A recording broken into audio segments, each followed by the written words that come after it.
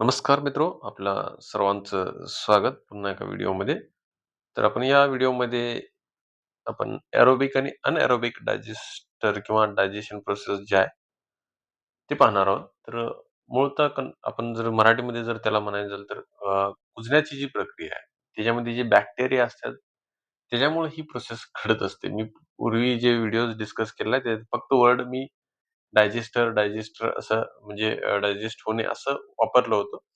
पण मला ते शब्द आठवत नव्हतं त्याच्यामुळं कुठेतरी मी मध्ये उल्लेख पण केलेला आहे, की कुजण्याची प्रक्रिया.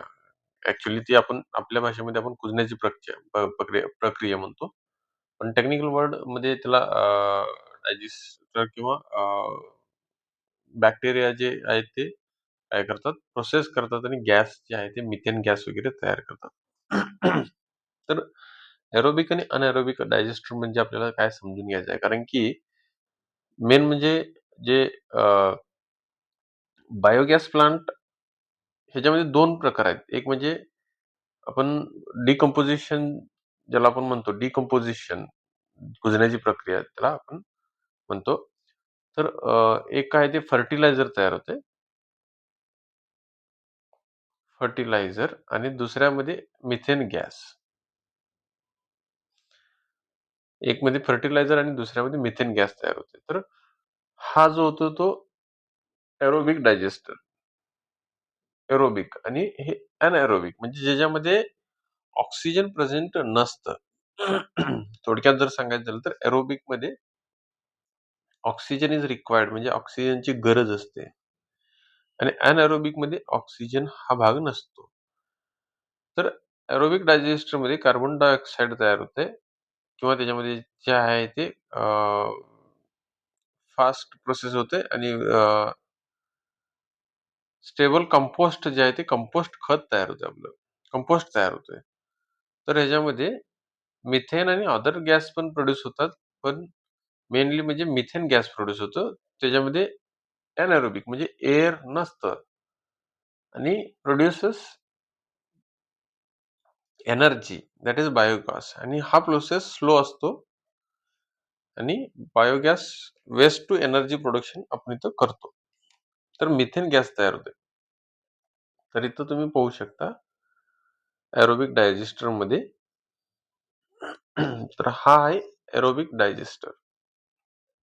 ज्याच्यामध्ये water aerobic bacteria consumes the organic material and convert it into the energy and CO2 मध्ये रूपांतर होते. म्हणजे आपला कंपोस्ट किंवा पाण्याचे अंश किंवा कार्बन डायऑक्साईड जे आहे ते गॅस त्याच्यामध्ये तयार होते. ज्याच्यामुळं मिथेन हा गॅस तयार होत नाही याच्यामध्ये. तर अनएरोबिक मध्ये काय असतं? तर ह्याच्यामध्ये waste is placed in the selected air tight tank म्हणजे जो टँक असतो आपला डायजेस्टर किंवा आपला जो गोबर गॅस असतो तो अनएरोबिक असतो. कारण की हा टाईट सील्ड टँक असतो. ज्यावेळी फीड आपण रॉ मटेरियल दिलं जाते, तर रिटर्न ह्याच्यामधनं हवा जाऊ शकत नाही. फक्त रॉ मटेरियल आतमध्ये जातंय आणि रॉ मटेरियल प्रोसेस झाल्यानंतर बाहेर पडतंय स्लज म्हणून. तर इथं जो गॅस तयार होतो तो मिथेन तयार होतो. क्लोज एरिया असल्यामुळं मिथेन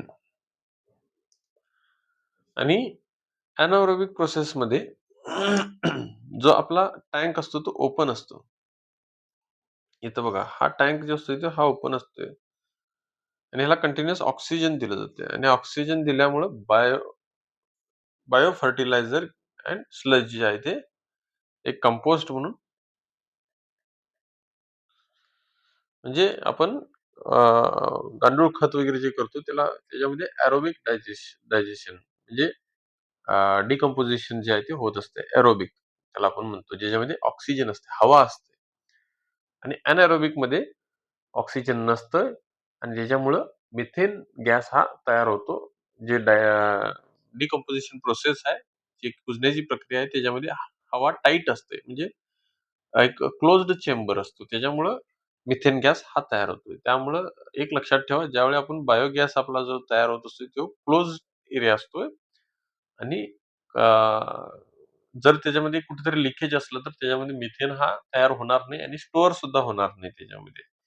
आय होप हे तुमच्या लक्षात आलं असेल आणि एरोबिक आणि अनएरोबिक डायजेस्टरमध्ये काय फरक असतो हे तुमच्या लक्षात आलं असेल. धन्यवाद व्हिडिओ पाहण्यासाठी. व्हिडिओला शेअर करा, चॅनलला सबस्क्राईब करा, बेल आयकॉन दाबा जेणेकरून तुम्हाला नोटिफिकेशन्स मिळतील.